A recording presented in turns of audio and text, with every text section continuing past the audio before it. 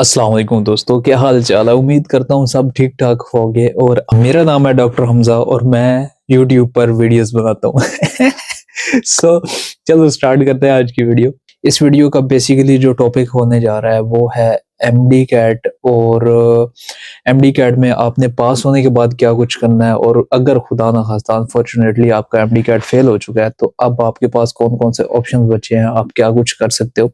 तो ये सारी बातें आज इस वीडियो में मैं कवर करूंगा। इसके बाद भी अगर आपका कोई क्वेश्चन वगैरह बचता है तो आपने कमेंट में लाजमी पूछ लेना है। सो स्टार्ट करते हैं। सबसे पहले उन लोगों के लिए कंग्रेचुलेशंस जिन्होंने अभी अभी अपना एमडी कैट वगैरह पास किया। आप लोगों के लिए एक न्यू गेटवे ओपन हुआ है, इसमें आप एमबीबीएस कर सकते हो, BDS and each and everything according to your merit.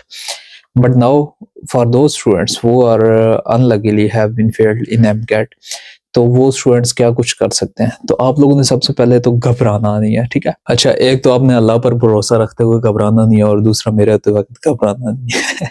मसला ये है कि आप लोग समटाइम ऐसा होता है कि अगर आपका एमकैट खुदा न खास्ता फेल हो जाता है, पेरेंटल प्रेशर और सोसाइटी प्रेशर में आके आप लोग थोड़ा सा ना वो डिसअपॉइंटेड से रहने लगते हो और माइंड स्ट्रेस लेके।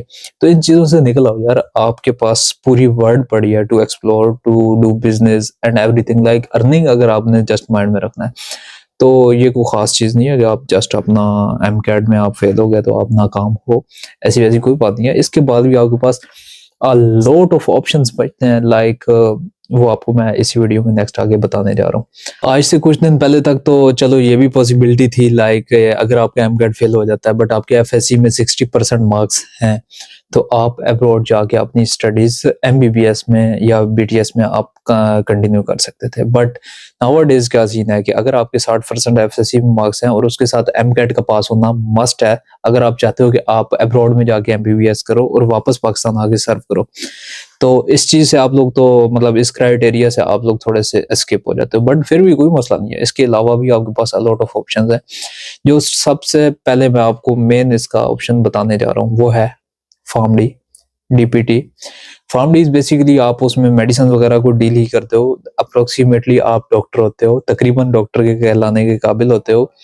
और उसमें जस्ट जो कॉम्प्लिकेशंस आती हैं या जो आपके पास रिस्ट्रिक्शंस आती हैं वो ये रहती हैं कि आप इंजेक्शन वगैरह नहीं लगा सकते। आप जस्ट प्रिस्क्राइब्ड मेडिसिन आगे दे सकते हो, या किसी डॉक्टर के डायग्नोसिस के बाद आप अगर कोई मेडिसिन प्रिस्क्राइब करना चाहो तो वो आप कर सकते हो। लाइक ये चीज़ें फार्मडी में आ जाती हैं।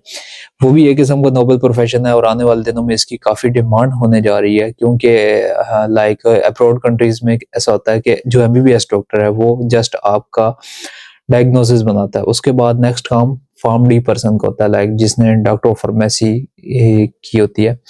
तो वो बंदा आपकी प्रिस्क्रिप्शन वगैरह बनाता है, मेडिसिन वो आपको रिकमेंड करता है, आपको शेड्यूल वो करके देता है कि किस टाइम आपने कौन सी मेडिसिन लेनी। तो ये फील्ड मेरे लिहाज में सबसे बेहतरीन जाने वाली है नेक्स्ट फील्ड में। इसके बाद आपके पास ऑप्शन बचता है DPT, doctor of physiotherapy. Doctor of physiotherapy is also a kind of doctor, like उसका भी काफ़ी अच्छा हाई पेइंग स्केल होता है। इसके साथ साथ आजकल के दिनों में इसका काफ़ी अच्छा स्कोप जा रहा है, तो उसको आप कंसिडर कर सकते हो। इसके बाद आपके पास बीएस के लातादाद ऑप्शन बचते हैं, लाइक ज़ूलॉजी, बॉटनी, ये चीज़ें आपको मिल सकती हैं। इसमें टीचिंग के शोबे होते हैं, एग्रीकल्चर मिलता है आपको। इसके साथ साथ आप लाइक डर्मल साइंसेज में आप बीएस वगैरह कर सकते हो, और काफ़ी इसके अलावा अदर फील्ड्स को देख सकते हो। रेडियोथेरेपी है, इसके बाद अल्ट्रासोनोग्राफी है, लाइक मेडिकल इमेजिंग वगैरह, सिटी स्कैन, इन चीज़ों में आप लोग जाके अपनी मास्टर्स कर सकते हो और अच्छी हाई फील्ड्स में पहुंच सकते हो। तो ऐसा नहीं है कि अगर आपका एमडी कैट फेल हो गया इसके बाद आपके पास कोई ऑप्शन नहीं बता। तो ये चीज़ आप कीप इन माइंड करो। इसके साथ साथ अल्लाह आपका भला करे। चलो ये था उन लोगों के लिए जिन लोगों का एमकैट अनफॉर्चुनेटली पास नहीं हो सका। अब बात करते हैं जिन लोगों का एमडी कैट पास हो चुका है। सबसे पहले उन्हें तो कंग्रेचुलेशंस मेरी तरफ से। इसके बाद आपने नेक्स्ट स्टेप ये देखना है कि आपने ट्राई करना है कि आपका एग्रीगेट कितना बन रहा है। आपने जल्द से जल्द अपना एग्रीगेट कैलकुलेट करना है, उसको प्रीवियस ईयर की यूनिवर्सिटीज के क्लोजिंग मेरिट के साथ कंपेयर करना है, और आपने अपने माइंड में एक टारगेट रखना है कि हाँ भाई मैंने इन यूनिवर्सिटीज में अपना एडमिशन सिक्योर करना है, या ये यूनिवर्सिटीज की पॉसिबिलिटीज है जिनमें मुझे एडमिशन मिल रहा हो तो मैं अपना एडमिशन सिक्योर करूंगा। तो ये चीज़ आपने सबसे पहले देखनी है। इसके बाद एक और चीज़ है कि आपने देखना है अपने फाइनेंशियल स्टेटस को। ठीक है।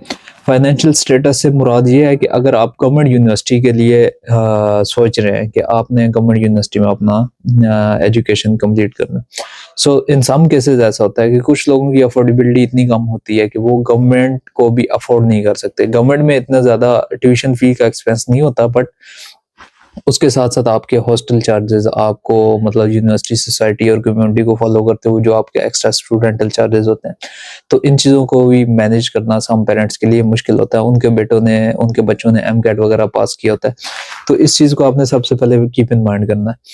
नेक्स्ट थिंग, जो स्टूडेंट्स प्राइवेट में एडमिशन लेना चाह रहे होते हैं, तो उनको मैं इत्तला के लिए अर्ज करता जाऊँ कि heavy cost of tuition fee आपको ऑलरेडी पे करनी पड़ेगी for achieving the seats.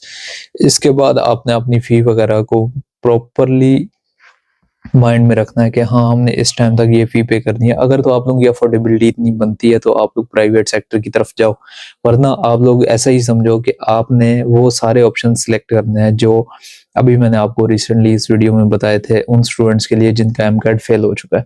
Third option उन स्टूडेंट्स के लिए जिनका एमकेट पास हो चुका है, वो ये रहता है कि आप लोग फॉरेन ग्रेजुएट्स बन सकते हो। अगर आप लोगों के पास प्राइवेट अफोर्डेबिलिटी नहीं है, इसके बाद आप लोगों का गवर्नमेंट मेरिट में नाम नहीं आया, तो आप लोग किसी भी एक इंटरनेशनल यूनिवर्सिटी का सिलेक्शन करो किसी अच्छे कंट्री में, लाइक उन कंट्रीज में जहाँ पे स्टैंडर्ड ऑफ एजुकेशन पाकिस्तान की निस्बत बहुत हाई है।